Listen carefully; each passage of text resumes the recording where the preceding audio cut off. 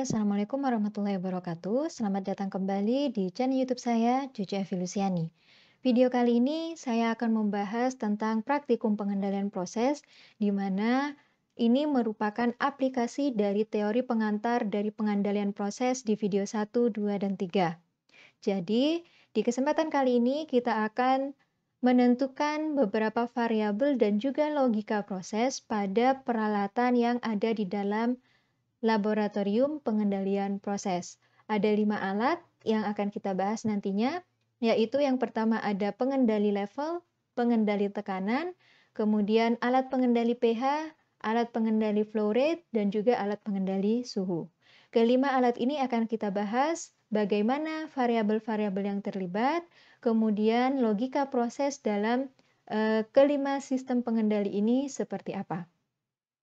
Sebelum kita masuk ke dalam pembahasan penentuan variabel pada kelima alat di dalam lab pengendalian proses, kita review sejenak tentang materi yang biasanya membutuhkan tingkat pemahaman yang lebih, yaitu antara lain tentang aksi proses, aksi pengendali, dan juga pemilihan jenis FCE atau Final Control Element. Di dalam hal ini adalah FCE yang jenis control valve atau dalam hal pneumatic valve, di mana menggunakan udara tekan sebagai penggerak atau aktuator dari control valve tersebut. Nah, kita mulai review dari aksi proses, di mana untuk feedback controller, ya, jadi semua pembahasan untuk materi kita ini akan difokuskan pada pengendali yang jenis feedback control, ya. Pengendali feedback atau feedback controller. Untuk menentukan aksi proses yang perlu kita perhatikan adalah kotak proses ketika tidak ada pengendali, atau di sini sistemnya secara open loop, di mana ketika kotak pengendali itu tidak kita perhitungkan, jadi hanya kotak proses saja yang kita perhitungkan, maka input dari proses di sini ada manipulated variable atau MV dan juga disturbance, ya. Sedangkan output dari proses ini adalah PV. Nah, yang perlu kita perhatikan dalam menentukan aksi proses itu adalah hubungan antara manipulated variable terhadap PV. Jadi disturbance-nya tidak usah kita perhatikan. Nah, untuk aksi proses biasanya dibagi menjadi dua. Yang pertama ada direct acting dan yang kedua adalah reverse acting. Di mana untuk direct acting, dikatakan direct acting itu ketika hubungan antara MV dengan PV-nya itu sebanding, ya. Artinya, jika MV-nya itu diperbesar, nilai PV-nya juga ikut semakin besar. Begitu pula sebaliknya, jika MV-nya diperkecil, nilai PV-nya juga ikut kecil. Itu dikatakan dengan aksi proses yang direct acting.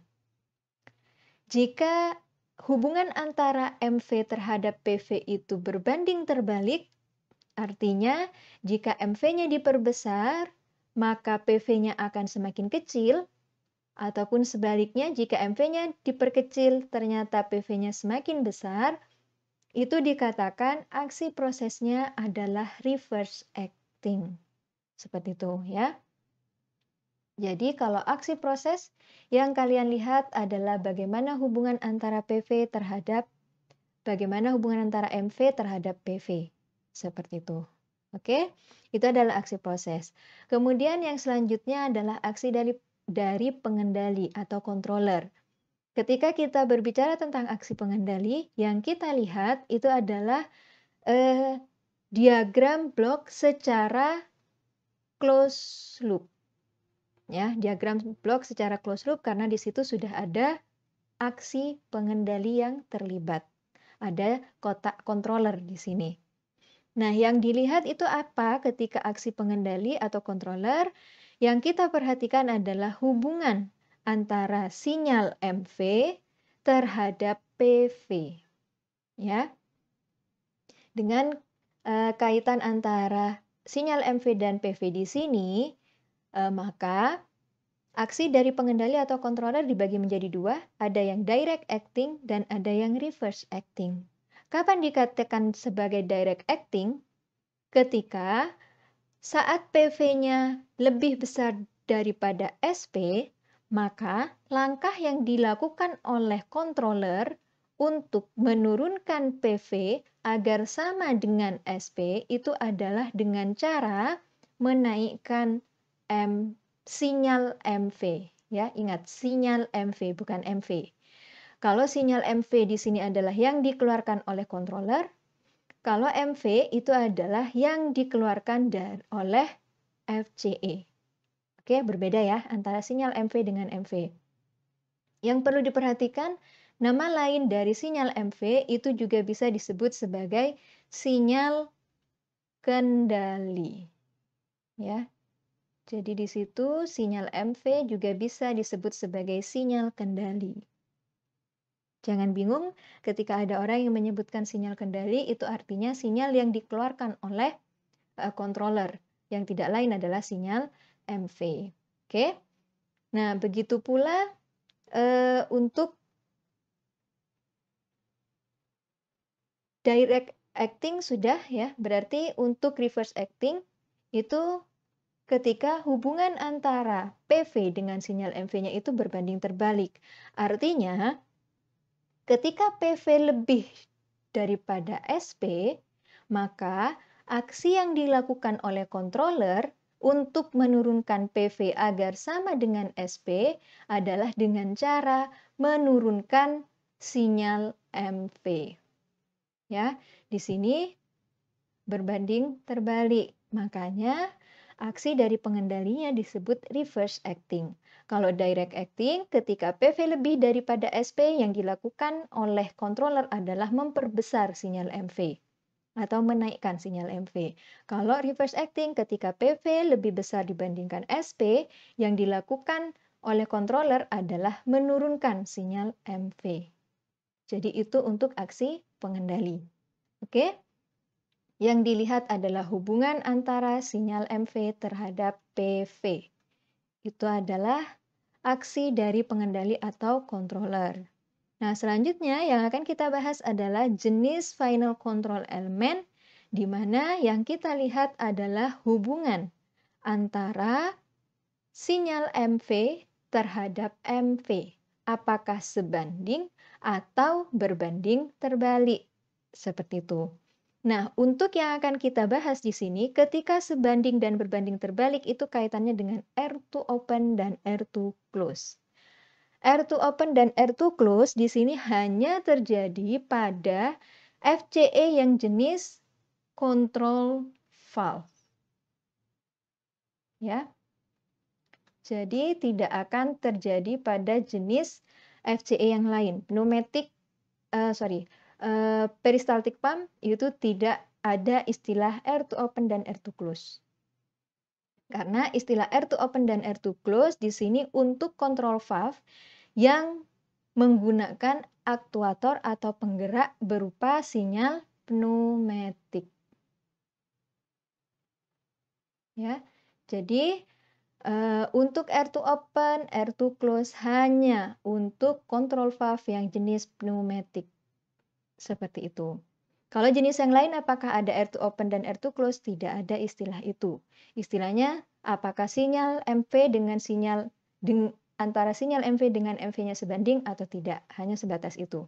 Tidak ada istilah R2 open dan R2 close. Oke? Nah, sekarang yang kita bahas adalah untuk control valve yang jenis penggeraknya adalah pneumatik.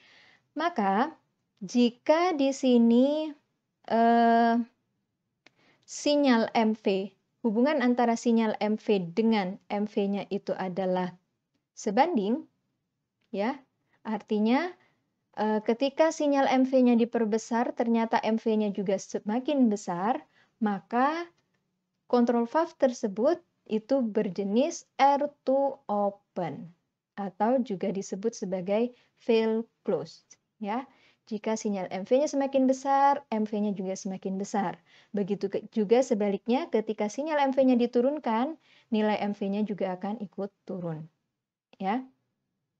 Tetapi, Untuk yang R2 close di sini berbeda. Jadi kalau R2 close itu adalah dikatakan FCE itu adalah atau kontrol valve yang jenis pneumatik itu berjenis R2 close terjadi saat ketika sinyal MV-nya diperkecil, maka MV yang keluar dari FCE di sini semakin besar. Ya, jadi berbanding terbalik. Jadi ketika sinyal MV-nya diperbesar, MV-nya semakin kecil. Atau ketika sinyal MV-nya diperkecil, MV yang keluar di sini semakin besar, seperti itu. Jadi hubungannya itu berbanding terbalik. Makanya kalau hubungan antara sinyal MV dengan MV-nya itu berbanding terbalik, maka jenis dari FCE-nya itu adalah R2 close atau fail open. Seperti itu ya. Jadi itu untuk review tentang aksi proses, aksi pengendali atau aksi controller, kemudian aksi pemilihan atau penentuan jenis final control element khususnya untuk FCE yang jenis control valve dengan penggerak pneumatik atau udara tekan. Nah, selanjutnya kita akan membahas tentang logika proses ya. Review lagi tentang contoh soal di video ketiga, di mana logika proses dari contoh soal video ketiga yang sudah kita bahas bahwa untuk aksi prosesnya adalah direct acting karena ketika MV-nya diperbesar, nilai PV-nya juga ikut semakin besar. Jika semakin banyak laju steam yang dimasukkan ke dalam HE, maka suhu dari minyak panas yang keluar dari HE juga akan semakin tinggi. Makanya dikatakan aksi prosesnya adalah direct acting. Kemudian untuk aksi pengendali dari contoh soal yang kita bahas di video 3 itu adalah cara untuk controller di sini mengendalikan saat PV lebih besar dibandingkan SP adalah dengan cara menurunkan sinyal MV. Jika penurunan karena dengan harapan jika sinyal MV-nya itu diperkecil, MV-nya juga akan semakin kecil. Karena jenis FCE yang digunakan itu adalah R2 open. Ya. Sehingga aksi dari pengendalinya itu adalah reverse acting. Karena ketika PV-nya itu lebih besar dibandingkan set point, untuk menurunkan PV agar sama dengan set point, maka controller di sini memberikan sinyal MV-nya itu untuk diturunkan. Dengan harapan sinyal MV-nya juga akan semakin turun karena jenis FCE yang digunakan adalah R2 open, di mana untuk R2 open di situ hubungan antara sinyal MV dengan MV itu adalah sebanding. Ya. Tetapi hubungan antara sinyal MV dengan PV yang lebih besar ketika PV lebih besar daripada set point, di sini berbanding terbalik. Makanya itu berbanding terbalik sehingga aksi pengendalinya adalah reverse acting. Ya. Itu adalah logika proses untuk contoh di video ketiga. Ketika kita jabarkan dalam suatu kalimat, untuk logika proses dari sistem pemanasan minyak di dalam HE dengan menggunakan pemanas yaitu steam adalah sebagai berikut. Jika suhu dari minyak panas yang keluar dari heat exchanger itu semakin besar, yaitu sampai melebihi set point-nya, PV lebih besar dibandingkan set point, maka untuk menurunkan nilai PV agar sama dengan set point, yang dilakukan oleh controller itu adalah memperkecil sinyal MV agar MV yang dikeluarkan oleh FCE juga semakin kecil. Jadi laju alir dari steam yang masuk ke dalam HE itu juga semakin kecil. Sehingga nilai PV bisa sama dengan set point. Seperti itu. Karena FCE-nya di sini jenisnya adalah R2 open. Oke, jadi itu logika proses yang menghubungkan antara MV, sinyal MV, dan juga PV. Nah, hal lain yang juga bisa dilakukan ketika nilai PV itu lebih besar dibandingkan dengan set point, itu adalah ya, jadi ketika PV lebih besar daripada set point, yang bisa dilakukan itu adalah seperti ini, memperbesar laju alir dari minyak yang masuk ke dalam HE. Mengapa demikian? Karena kalau minyak dingin di sini yang sebagai fluida dingin semakin diperbesar, maka ketika suhu minyak yang keluar di sini tinggi, dengan banyaknya minyak yang masuk, minyak dingin di sini yang masuk ke dalam HI semakin banyak, maka PV kan akan turun juga. Ya, PV akan turun sehingga akan sama dengan set point. Seperti itu. Jadi itu adalah review untuk logika proses ya di video 3, yaitu contoh kasus dalam penentuan variabel dan juga logika proses. Nah, sekarang kita akan masuk ke alat pengendali yang ada di LabDAL Pro. Di mana alat pengendali yang pertama itu adalah pengendali aras atau pengendali level, di mana kode alatnya adalah CRL. Nah, di dalam alat ini kita tahu ya dan sudah kita pahami bersama bahwa prosesnya itu terjadi di tangki ini ya atau di dalam reservoir menyebutnya ya. Jadi di tangki ini itu adalah prosesnya ya, proses kotak nomor 1. Kemudian dari tangki level liquid yang ada di dalam tangki ini akan dibaca oleh sensor, kemudian diterjemahkan oleh transmitter yang disebut di sini unit pengukuran atau measurement device atau measuring atau sensing element. Ya, sama saja. Semuanya tentang unit pengukuran pokoknya. Kemudian setelah dari unit pengukuran di sini nantinya hasil pengukuran oleh sensor dan transmitter akan dibandingkan dengan set point. Setelah dibandingkan dengan set point, kemudian akan dihitung berapa errornya oleh controller. Karena ingat, tugas dari controller itu ada 3. Yang pertama adalah membandingkan yang terukur, di sini dalam hal ini adalah PV yang terukur dengan set point, kemudian menghitung nilai error. Setelah membandingkan dan menghitung, maka controller di sini akan memberikan perintah kepada FCE, di mana FCE merupakan kotak nomor 4 atau unit ketiga, yaitu Final Control Element atau elemen kendali akhir. Ya, kalau di dalam pengendali aras, elemen kendali akhirnya berupa pneumatic valve, ya. Jadi control valve yang digerakkan oleh pneumatik.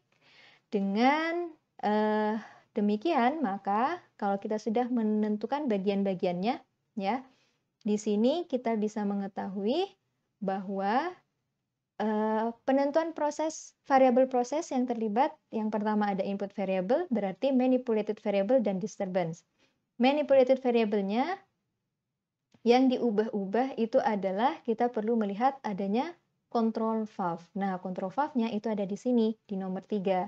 Di mana ketika ada control valve di situ, berarti yang keluar dari control valve itu yang merupakan manipulated variable.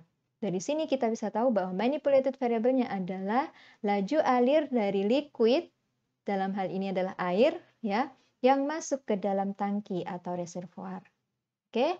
Kemudian, setelah dari manipulated variable, kita tentukan disturbance. Berarti disturbance itu adalah semua variabel masukan ya yang tidak yang akan mempengaruhi proses. Nah, di sini variabel masukannya tidak ada lagi selain laju alir. Berarti variabel keluaran pun bisa juga menjadi sebuah disturbance ya.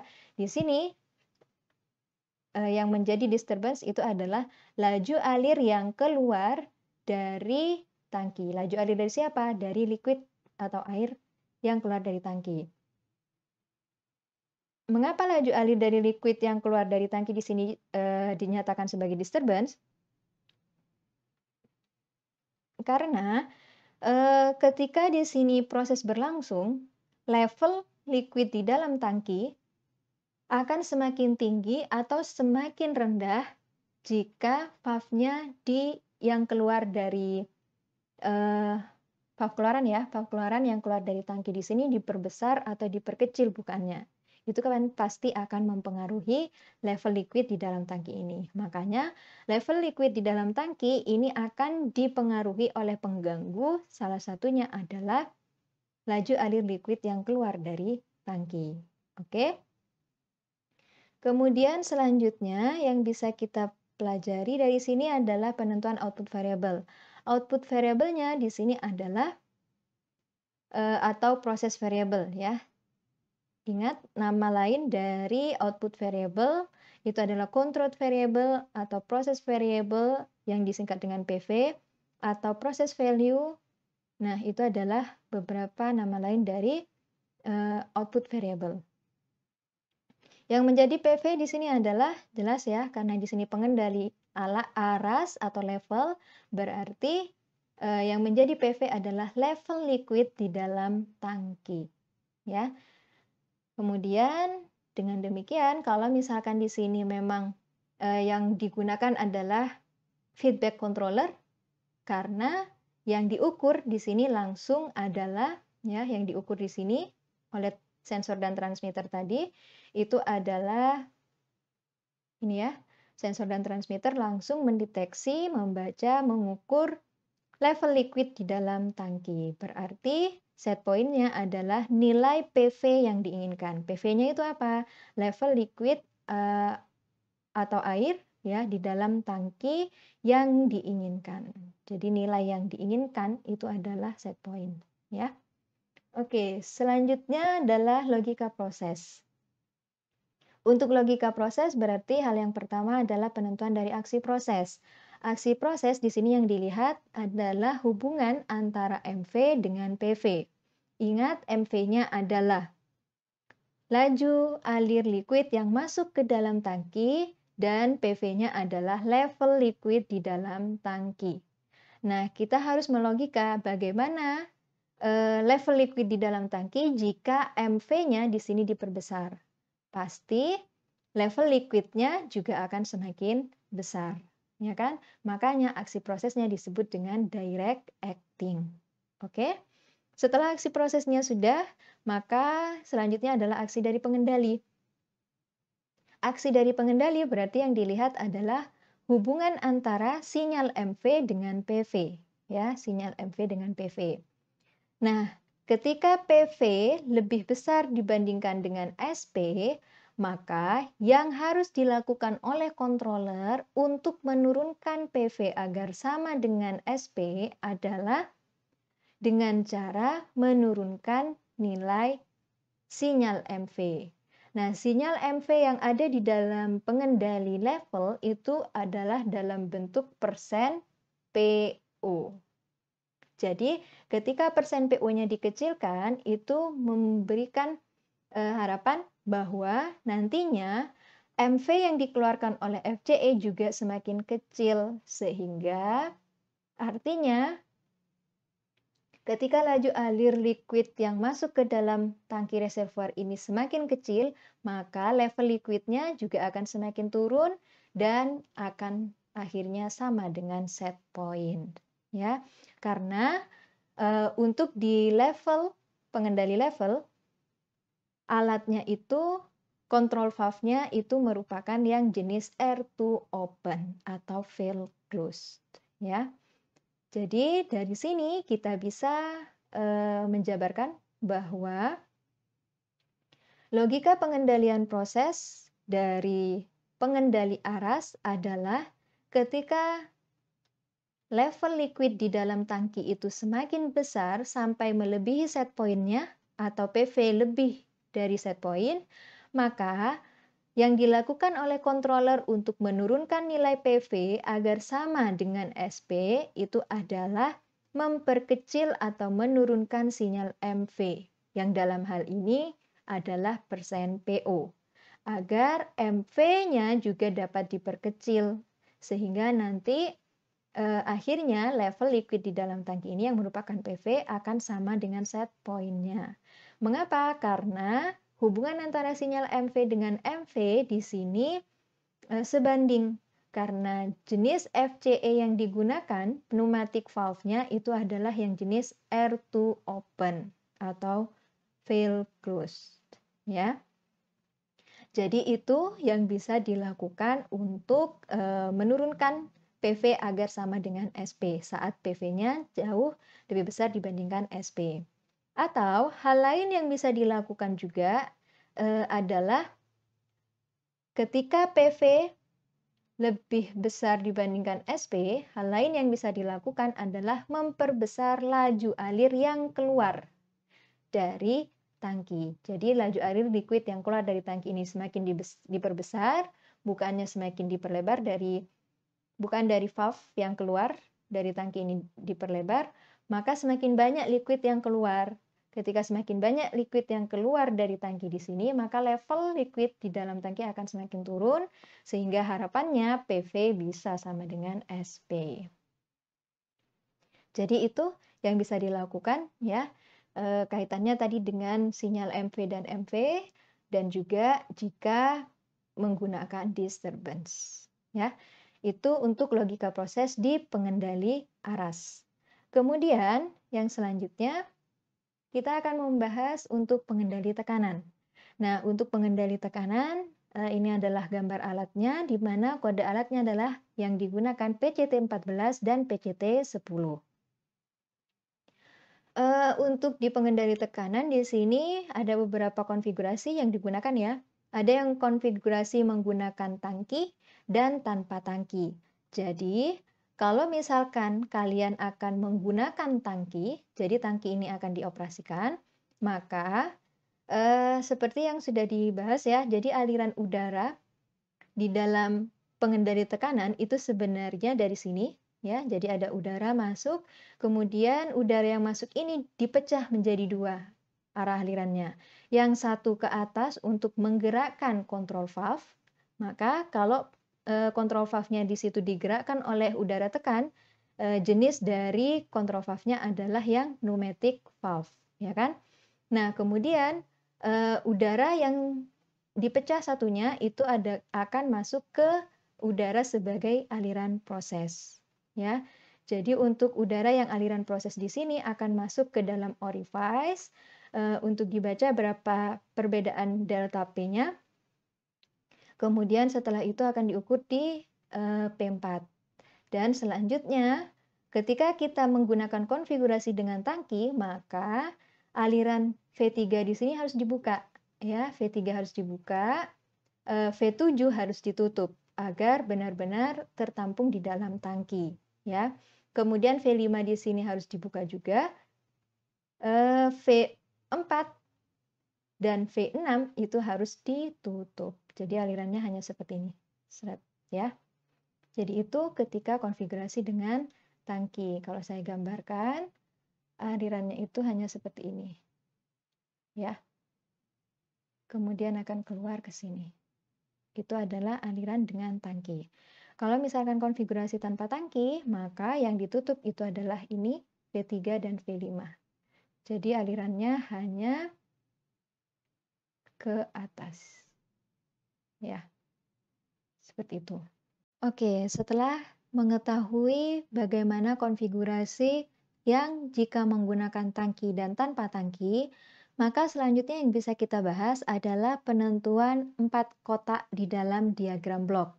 Untuk kotak yang pertama tidak lain adalah proses.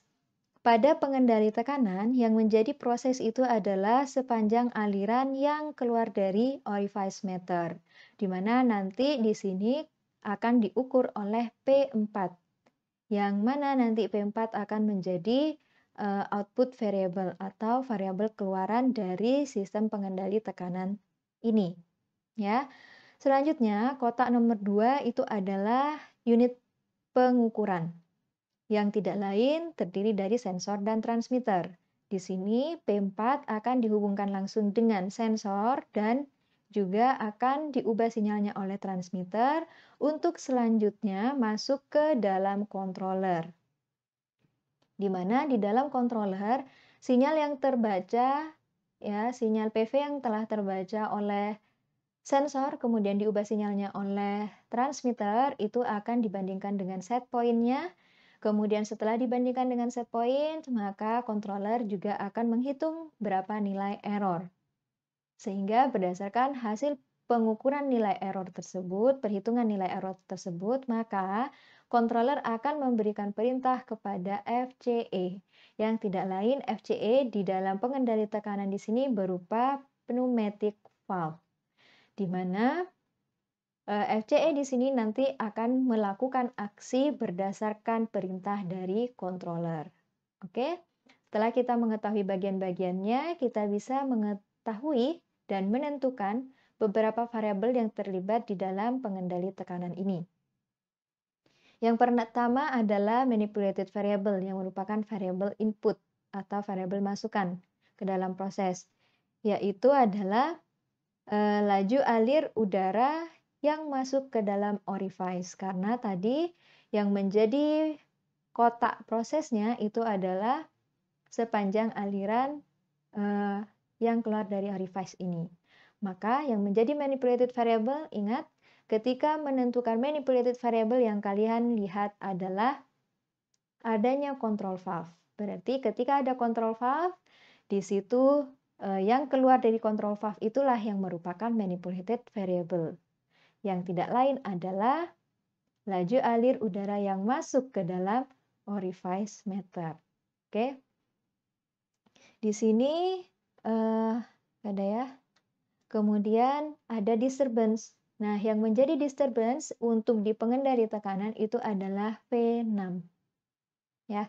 Jadi laju alir udara yang keluar dari V6 itu merupakan disturbance pada pengendali tekanan. Artinya ketika V6-nya di situ dibuka dengan beberapa variasi atau diubah-ubah, maka hasil pembacaan dari PV-nya nanti juga akan ikut berubah sehingga dapat mengganggu jalannya proses seperti itu.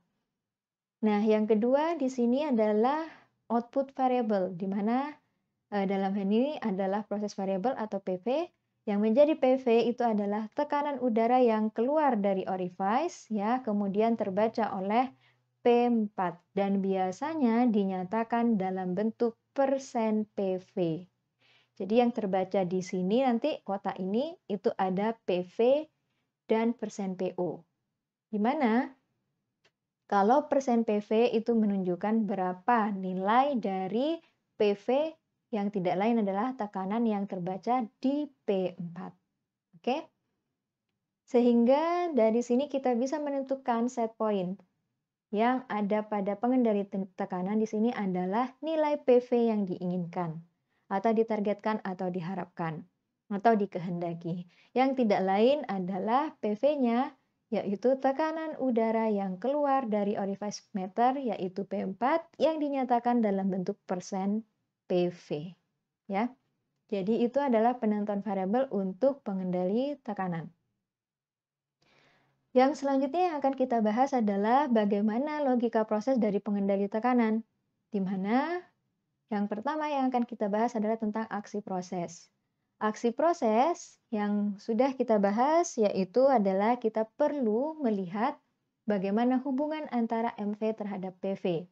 MV-nya adalah laju alir udara yang masuk ke dalam orifice. Jadi laju alir udara yang masuk ke dalam orifice jika diperbesar, nilai dari P4 juga akan semakin besar. Makanya di sini aksi prosesnya disebut direct acting. Karena jika laju alir udara yang masuk ke dalam orifice ini diperbesar, nilai P4-nya juga ikut naik. Artinya nanti persen PV-nya pun juga ikut naik, sehingga aksi prosesnya adalah direct acting. Nah, jika di sini sudah ada pengendali yang bekerja, maka kita bisa mengetahui aksi dari pengendalinya, yaitu ketika PV-nya di sini lebih daripada set point, maka yang perlu dilakukan oleh controller atau pengendali di sini adalah dengan cara menaikkan sinyal MV. Dengan harapan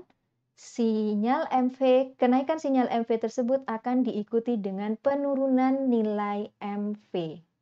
Jadi, ketika P4-nya di sini semakin besar, jauh daripada set point, ya, maka yang dilakukan oleh controller adalah memperbesar sinyal MV dengan harapan laju alir udara yang masuk ke dalam orifice meter di sini akan semakin kecil. Kenapa? Karena hubungan antara sinyal MV dengan MV-nya itu berbanding terbalik. Mengapa berbanding terbalik? Karena jenis FCE yang digunakan itu adalah pneumatic valve yang bekerja secara air-to close untuk pengendali tekanan. Ingat, ketika air-to close, di situ hubungan antara sinyal MV dengan MV-nya itu berbanding terbalik. Sehingga harapannya dengan controller di sini memberikan atau mengeluarkan sinyal MV yang semakin besar, harapannya adalah MV yang masuk ke dalam proses akan semakin kecil sehingga PV di sini akan semakin turun dan bisa sampai sama dengan set point. Karena FCE yang digunakan, pneumatic valve yang digunakan itu memiliki jenis air-to close atau fail open. Fail open berarti ketika tidak ada pasokan udara, valve-nya akan membuka. Air-to close berarti ketika ada pasokan udara, maka valve-nya akan tertutup. Nah, dari sini kita bisa menuliskan logika proses untuk pengendali tekanan, yaitu jika tekanan di P4 di sini semakin besar, jadi persen PV-nya semakin besar sampai melebihi set point-nya, maka untuk menurunkan nilai PV agar sama dengan SP, yang perlu dilakukan oleh controller adalah memperbesar sinyal MV. Dalam hal ini adalah persen PO-nya diperbesar agar harapannya MV-nya akan semakin kecil sehingga nilai PV di sini bisa turun dan bisa sampai sama dengan set point. Ya, karena hubungan antara sinyal MV dengan MV-nya di sini berbanding terbalik. Kenapa berbanding terbalik? Karena jenis FCE yang digunakan adalah yang air-to close. Seperti itu, ya. Itu adalah untuk pengendali tekanan. Hal lain yang bisa juga dilakukan, ya, jika PV-nya di sini lebih daripada set point, yang bisa dilakukan jika kaitannya dilihat dari disturbance, itu adalah dengan cara memperkecil laju alir yang keluar dari V6. Sehingga PV-nya akan semakin turun sampai sama dengan set point. Seperti itu, ya. Itu adalah logika proses untuk pengendali tekanan. Oke, selanjutnya yang akan kita bahas adalah pengendali pH, di mana kode alatnya adalah CRPH. Ini adalah gambar PNID untuk pengendali pH. Di sini ada beberapa bagian yang perlu kita korek lebih lanjut adalah kotak, ya. Kotak nomor 1, 2, 3, dan 4. Di mana kotak nomor 1 untuk pengendali pH yang tidak lain itu adalah proses, ya. Itu ada di dalam tangki pencampuran ini atau mixing tank, ya. Jadi mixing tank ini merupakan kotak proses, ya. Kemudian apa yang dibaca? Yang dibaca adalah sesuai dengan judulnya, yaitu adalah pengendali pH, berarti yang dibaca adalah pH liquid yang ada di dalam tangki, di dalam mixing tank. Kemudian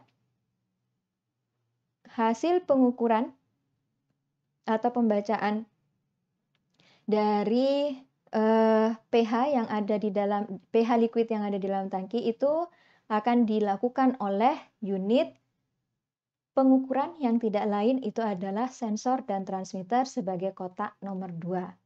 Setelah hasil pengukuran sensor dan transmitter tersebut akan dikirimkan ke controller, di mana controller di kotak nomor 3 itu ada di sini, itu akan melakukan 3 tindakan. Yang pertama adalah, masih ingat ya, sudah saya ulang berkali-kali. Yang pertama, tugasnya controller adalah membandingkan hasil pengukuran dari sensor ya, berdasarkan hasil pengukuran sensor dengan set point. Setelah dibandingkan, maka akan dihitung berapa nilai error yang dihasilkan. Yang selanjutnya, controller akan memberikan perintah kepada FCE. Ya, akan memberikan perintah kepada FCE. Di sini nanti FCE akan melakukan aksi, ya, FCE-nya akan melakukan aksi sesuai dengan perintah dari controller. Nah, di sini untuk FCE-nya yang digunakan, hati-hati. Ketika di pengendali pH tidak ada pengendali yang digerakkan, tidak ada final control element yang digerakkan oleh udara tekan. Adanya itu adalah peristaltik pump, ya. Jadi pompa peristaltik di sini itu adalah FCE final control element yang digunakan di dalam pengendali pH. Di sini sebenarnya untuk transducer sepertinya tidak perlu ya.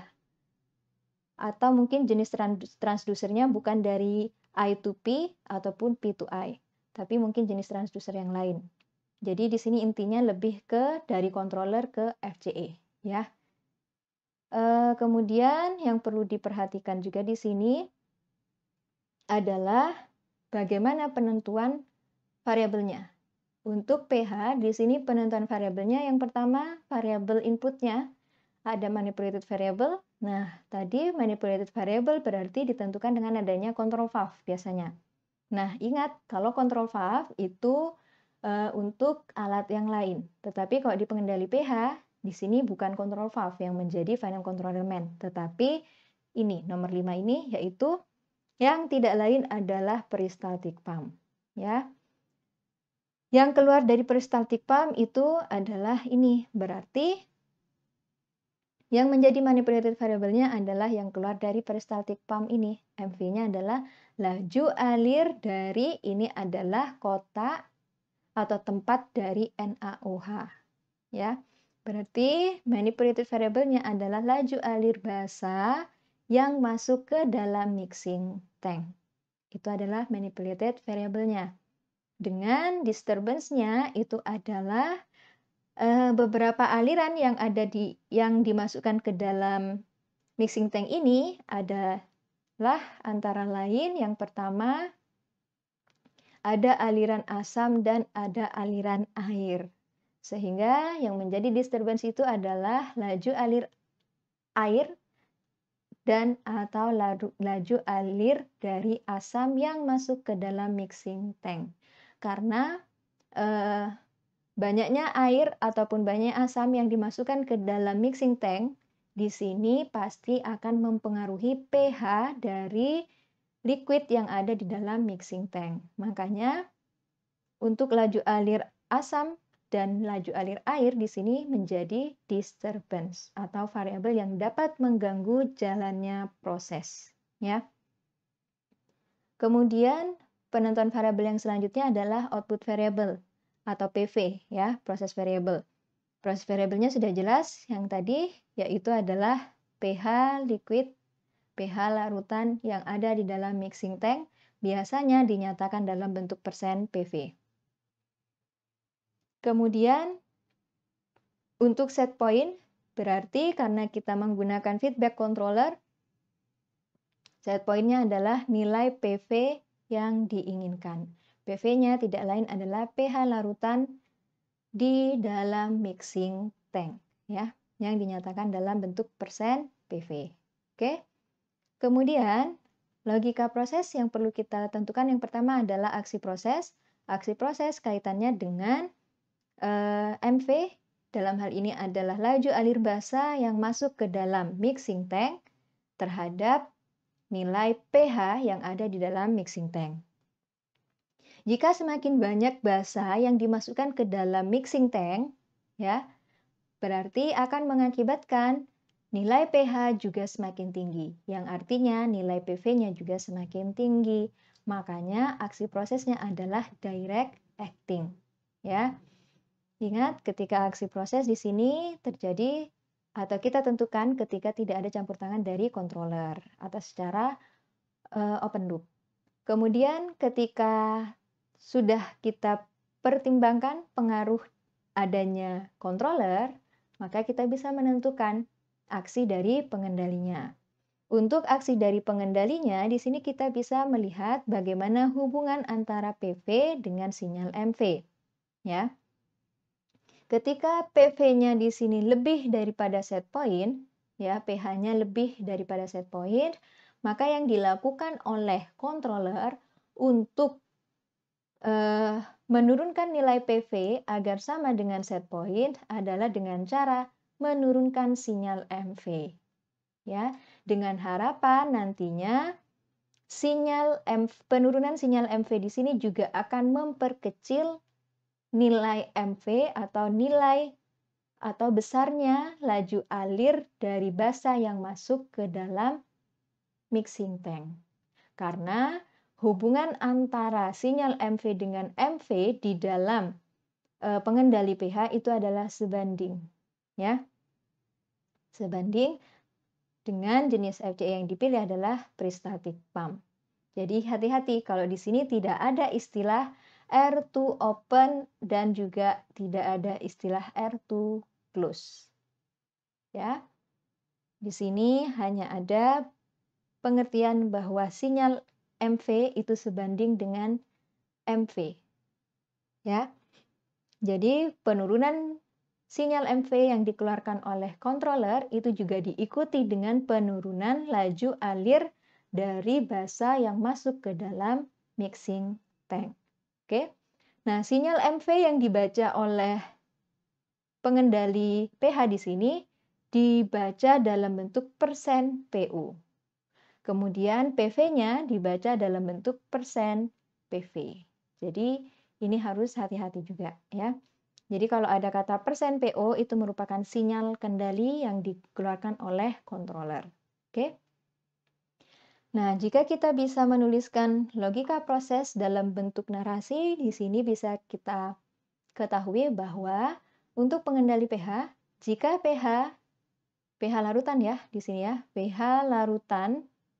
Jika pH larutan di dalam mixing tank itu semakin besar sampai melebihi set point, maka untuk menurunkan nilai PV agar sama dengan SP, yang dilakukan oleh controller adalah dengan cara memperkecil sinyal MV yang berupa persen PO. Dengan harapan, penurunan sinyal MV atau persen PO di sini juga akan dapat memperkecil nilai MV atau laju alir dari basa yang masuk ke dalam mixing tank, ya. Karena sinyal MV sebanding dengan MV-nya untuk pengendali pH. Oke. Nah, selain dari dilihat dari aksi dari kontrolernya, yang kita lihat jika PV-nya di sini lebih daripada set point, maka yang bisa dilakukan jika kita lihat dari disturbance itu juga dengan cara memperbesar laju alir dari air atau asam yang masuk ke dalam mixing tank. Jika pH-nya tinggi, pH-nya di sini berarti tinggi berarti basah kan ya, karena semakin banyak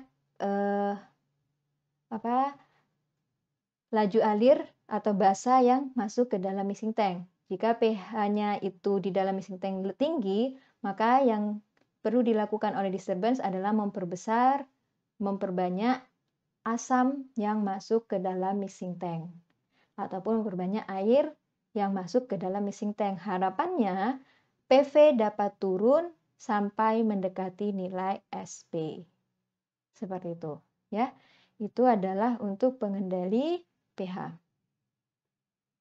Selanjutnya yang bisa kita bahas adalah pengendali suhu, di mana Di dalam pengendali suhu yang menjadi proses itu adalah heat exchanger ya, HE1 di sini. Heat exchanger HE1 dengan kode alat untuk pengendali suhu itu adalah SE404.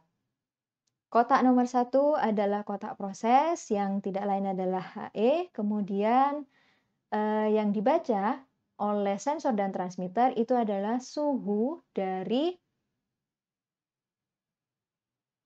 jadi yang dibaca oleh transmitter ya, yang dilengkapi dengan sensor tentunya di sini adalah suhu dari fluida cold water ya, fluida dingin yang sudah memasuki HE. Jadi itu kemudian nantinya akan diukur di dalam unit pengukuran yang tidak lain adalah sensor dan transmitter di TT nomor 1 ini. Kotak nomor 2, tetapi TT-nya di sini adalah TT1 maksudnya. Kemudian dari transmitter, sensor dan transmitter akan dikirimkan ke controller, di mana di dalam controller di sini akan ditunjukkan pada TIC ya, Temperature Indicating Controller. Nah, di sini fungsinya adalah sebagai pengendali atau controller yang tidak lain tugasnya adalah untuk yang pertama membandingkan PV yang terukur dengan set point, kemudian menghitung nilai error yang dihasilkan, selanjutnya akan memberikan perintah kepada FCE di kotak nomor 4 ini berdasarkan hasil perhitungan error yang telah dilakukan oleh controller tersebut. Nah, kemudian FCE di kotak nomor 4 di sini akan melakukan aksi sesuai dengan perintah dari controller, ya, agar harapannya PV bisa sampai sama dengan set point. Oke. Setelah kita menentukan kotak pada pengendali suhu di sini, bisa kita lakukan penentuan variabel. Yang pertama input variabel pada pengendali suhu di sini adalah yang menjadi manipulated variable yang bisa kita lihat adalah dengan adanya control valve. Berarti dengan adanya control valve yang kita lihat adalah yang keluar dari control valve. Yang keluar dari control valve di sini tidak lain adalah laju alir dari hot water yang masuk ke dalam heat exchanger.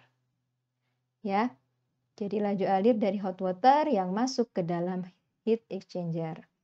Kemudian selain manipulated variable berarti itu merupakan disturbance yang tidak lain antara lain yaitu ada laju alir dari cold water. Ya. Laju alir dari cold water yang yang masuk ke dalam HE. Kemudian juga ada selain laju alir dari cold water juga ada suhu dari cold water dan juga ada suhu dari hot water. Jadi ada suhu dari hot water yang masuk ke dalam HE juga.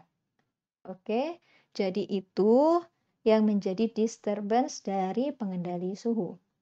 Selanjutnya yang menjadi PV dalam hal ini adalah process variable atau output variable itu adalah suhu dari cold water yang keluar dari heat exchanger. Jadi suhu dari cold water di sini yang keluar dari heat exchanger kan akan keluar ke drain, tetapi di sini diukur terlebih dahulu sebelum keluar ke drain, diukur terlebih dahulu oleh TT1.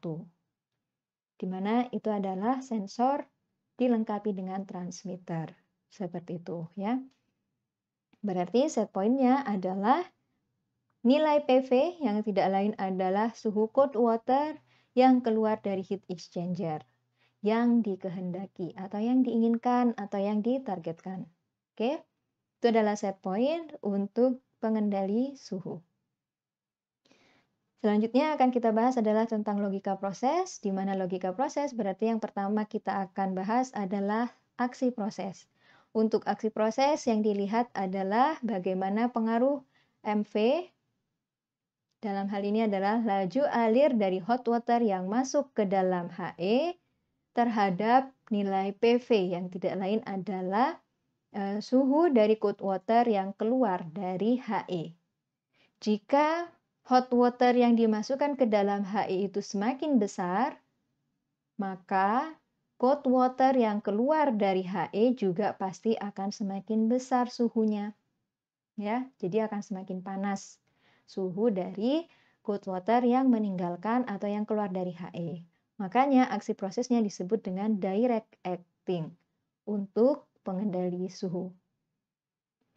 Ingat kalau aksi proses di sini ketika tidak ada pengendali yang bekerja. Nah, sekarang untuk melihat bagaimana aksi dari pengendali jika kita melihat eh, pengendali sudah bekerja, di sini adalah dengan cara melihat hubungan antara PV terhadap sinyal MV. Jika PV-nya di sini lebih besar daripada set point, ya, untuk menurunkan PV agar sama dengan set point, maka hal yang harus dilakukan oleh controller adalah dengan cara menurunkan sinyal MV, ya. Menurunkan sinyal MV karena dengan harapan nilai MV-nya juga akan semakin memperkecil MV dengan harapan sinyal MV-nya juga akan semakin kecil. Artinya MV yang masuk ke dalam laju alir dari hot water yang masuk ke dalam HE juga akan semakin kecil. Sehingga nilai PV-nya akan turun dan bisa sampai sama dengan set point. Ya, karena di sini aksi dari jenis dari FCE-nya itu adalah R2 open atau fail close. Sehingga hubungan antara sinyal MV dengan MV-nya adalah sebanding. Makanya R2 open. Maka dari itu aksi pengendalinya adalah reverse acting. Ya. Jadi untuk pengendali suhu di sini bisa kita jabarkan bahwa jika suhu cold water yang keluar dari HE, dalam hal ini berarti dia merupakan PV, ya, itu semakin besar sampai melebihi set point-nya, maka yang perlu dilakukan oleh controller agar nilai PV di situ sama dengan set point adalah dengan cara memperkecil atau menurunkan sinyal MV. Sinyal MV-nya dinyatakan dalam bentuk persen PO. Dengan harapan penurunan sinyal MV di sini akan diikuti dengan penurunan nilai MV atau semakin kecil laju alir dari hot water yang masuk ke dalam HE. Sehingga suhu dari cold water yang keluar dari HE, dalam hal ini adalah PV, bisa turun sampai sama dengan set point-nya. Karena jenis FCE yang digunakan itu adalah pneumatic valve yang jenis R2 open, di mana hubungan antara sinyal MV dengan MV itu adalah sebanding. Ya. Jadi itu untuk pengendali suhu. Jika kita melihat hubungan antara ketika PV lebih besar dibandingkan dengan SP, yang dilakukan controller adalah memperkecil sinyal MV. Berarti aksi dari pengendalinya adalah reverse acting. Dengan jenis FCE yang digunakan adalah yang R2 open. Ya. Hal lain yang bisa kita lakukan itu adalah jika kita lihat dari sisi disturbance. Saat PV-nya di sini lebih daripada set point, yang bisa kita lakukan untuk menurunkan nilai PV agar sama dengan set point adalah dengan cara memperbesar laju alir dari disturbance-nya. Yang tidak lain disturbance-nya adalah laju alir dari cold water yang masuk ke dalam HE. Jika semakin banyak air dingin yang dimasukkan, maka suhu dari air dingin yang meninggalkan HE itu kan juga akan semakin turun. Ya, semakin turun harapannya sampai sama dengan set point. Gitu, ya.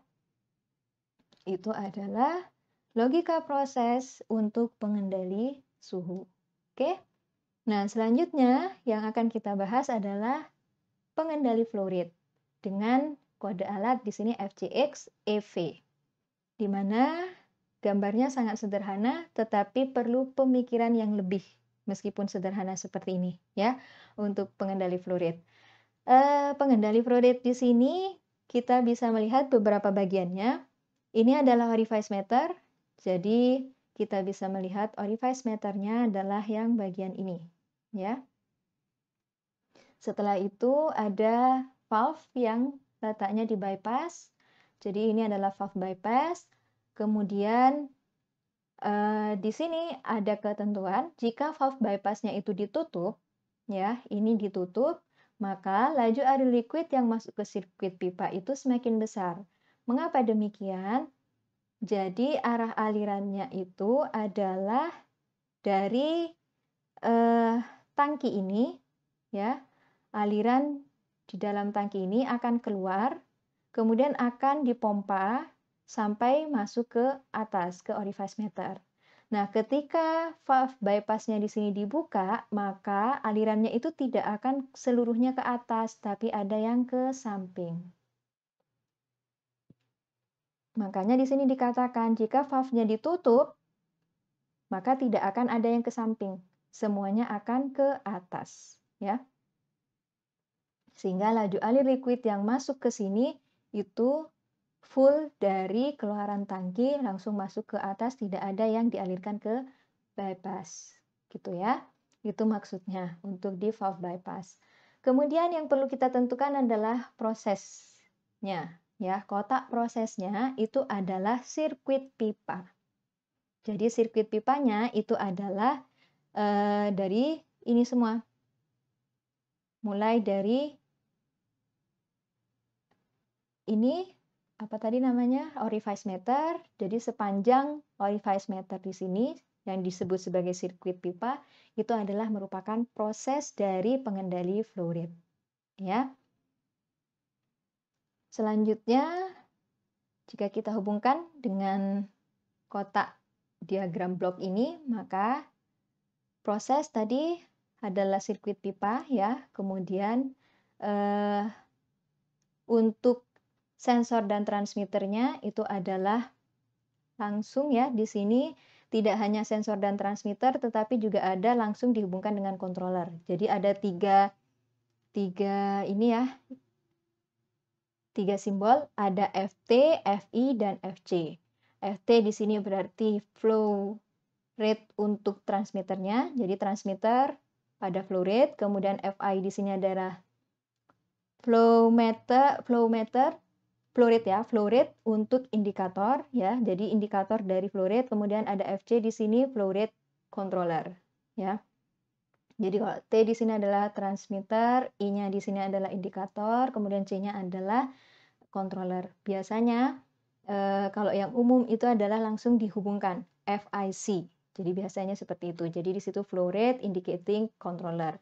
Nah, tapi di sini dipecah jadi 3. Makanya saya sebut di sini untuk FT, FI, dan FC itu adalah untuk kotak nomor 2 dan 3. Yang tidak lain adalah unit pengukuran dan juga unit controller atau unit pengendali.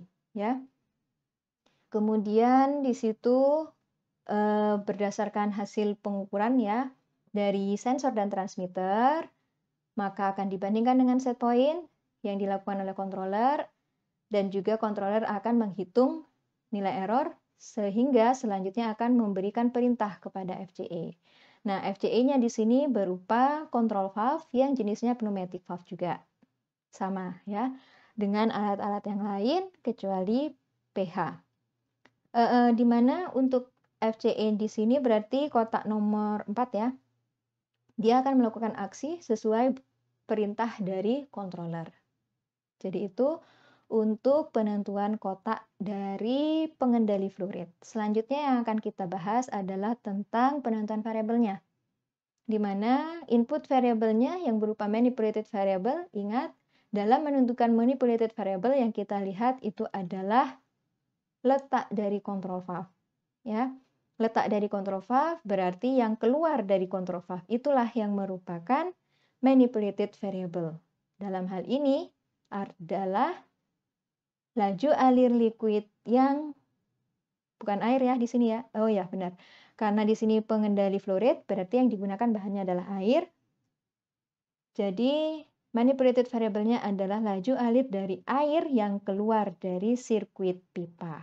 Ya, itu adalah untuk manipulated variable-nya karena sirkuit pipanya adalah sepanjang ini ya, sepanjang sirkuit pipa ini. Oke. Selain itu yang menjadi disturbance berarti semua variabel yang dapat mengganggu jalannya proses di sini adalah laju alir dari liquid air yang masuk ke dalam sirkuit pipa. Jadi ini ya, laju alir yang masuk ke dalam sirkuit pipa itu menjadi disturbance atau pengganggu dari jalannya proses. Di mana yang menjadi PV atau proses variable pada pengendali flow rate di sini adalah laju alir liquid. Ya, laju alir liquid dalam hal ini adalah air di sepanjang sirkuit pipa. Oke. Kemudian berarti yang menjadi set point karena yang kita gunakan adalah feedback controller, maka set point-nya adalah nilai PV yang diinginkan. PV-nya berarti nilai dari laju alir liquid di sepanjang sirkuit pipa yang kita kehendaki. Seperti itu ya.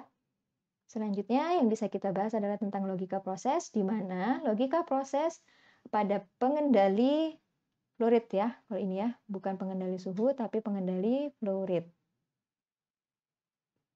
Untuk pengendali flow rate di sini, aksi prosesnya adalah ketika MV-nya diperbesar, maka di sini nilai PV-nya juga akan semakin besar. MV-nya kan tadi adalah laju alir dari sini ya, harusnya ya, laju alir yang keluar dari sirkuit pipa. Jadi laju alir yang keluar dari sirkuit pipa itu diperbesar, maka PV-nya juga akan semakin besar. Bukan ini ya, tapi yang di atas ini. Akan semakin besar, sehingga jika laju alir yang keluar dari sirkuit pipa itu diperbesar, menyebabkan nilai PV atau laju alir di dalam sirkuit pipa itu juga semakin besar, maka aksi prosesnya dikatakan direct acting. Ya. Kemudian aksi jika ada pengendali yang bekerja di situ, maka kita bisa menentukan di sini bahwa saat PV-nya melebihi daripada set point, agar nilai PV di sini bisa turun dan bisa sampai sama dengan set point, yang dilakukan oleh controller adalah dengan cara menurunkan sinyal MV dengan harapan MV-nya juga ikut turun. Ya, karena jenis FCE yang digunakan pada pengendali flow rate di sini adalah jenis R2 open atau fail closed ya. Jadi hubungan antara sinyal MV dan MV-nya adalah sebanding. Di mana dengan demikian aksi pengendali atau aksi kontrolernya adalah reverse acting karena saat PV lebih daripada set point, yang dilakukan oleh controller agar PV bisa turun sampai sama dengan set point adalah dengan cara memperkecil sinyal MV. Sehingga menyebabkan MV juga semakin kecil karena jenis FCE yang digunakan adalah yang jenis R2 open. Oke. Nah, dari sini kita bisa lihat bahwa jika kita jabarkan di dalam suatu narasi, untuk pengendali flow rate ya, untuk pengendali flow rate, jika laju alir di sepanjang sirkuit itu semakin besar, laju alir di sepanjang sirkuit sini itu semakin besar sampai melebihi set point, maka untuk menurunkan nilai PV agar sama dengan set point, controller akan memperkecil sinyal MV atau dalam hal ini adalah persen PO-nya diperkecil. Persen PO diperkecil akan mengakibatkan MV juga dapat diperkecil, di mana MV-nya di sini adalah laju alir yang keluar ya. Laju alir yang keluar dari sirkuit pipa tadi. Jadi laju alir yang keluar dari sirkuit pipa juga dapat semakin kecil sehingga nilai PV akan semakin kecil dan bisa sampai sama dengan set point. Itu adalah logika proses untuk pengendali flow rate ya. Flow rate.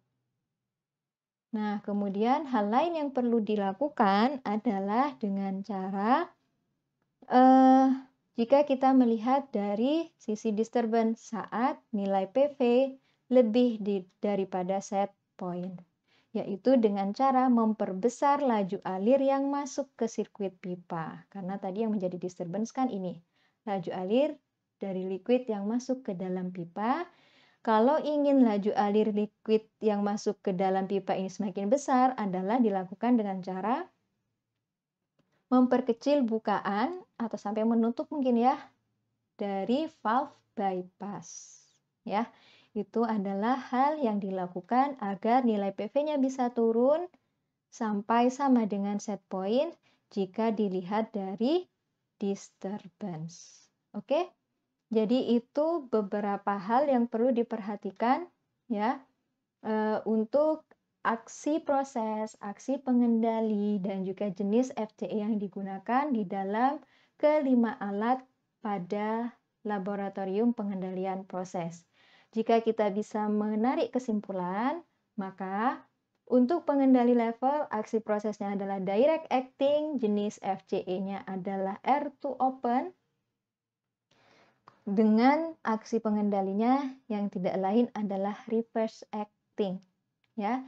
Kemudian untuk pengendali tekanan, aksi prosesnya adalah direct acting dengan aksi pengendalinya juga direct acting, tetapi jenis FCE yang digunakan adalah R2 close ya. Pengendali pH di sini aksi prosesnya adalah direct acting dengan aksi pengendalinya adalah reverse acting. Dengan jenis FCE yang digunakan adalah peristaltik pump, di mana hubungan antara sinyal MV dan MV-nya adalah sebanding. Ya. Kemudian untuk pengendali suhu, aksi prosesnya adalah direct acting, aksi pengendalinya adalah reverse acting dengan jenis FCE yang digunakan R2 open. Oke.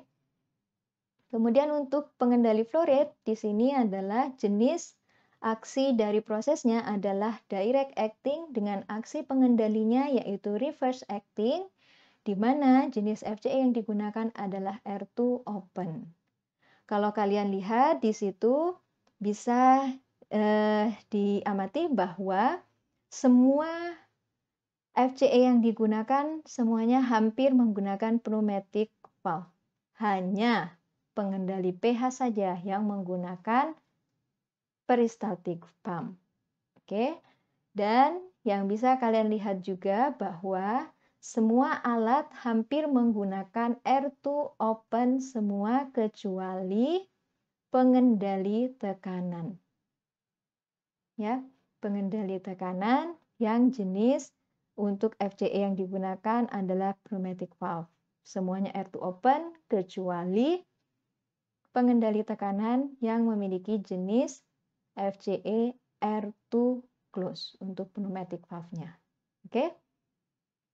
Kemudian karena jenis FCE yang digunakan R2 close, maka aksi dari pengendalinya pun akan berbeda dibandingkan dengan aksi pengendali ketika di pengendali level, suhu, dan flow rate. Karena kalau di level, suhu, dan flow rate di sini R2 open.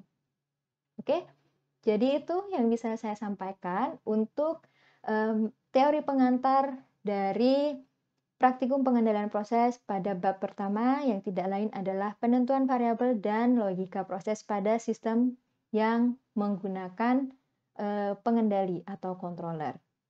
Mungkin cukup sampai di sini video penjelasan dari saya. Selamat belajar, semoga bisa dipahami. Semoga bisa bermanfaat dan kurang lebihnya mohon maaf. Saya akhiri. Wassalamualaikum warahmatullahi wabarakatuh.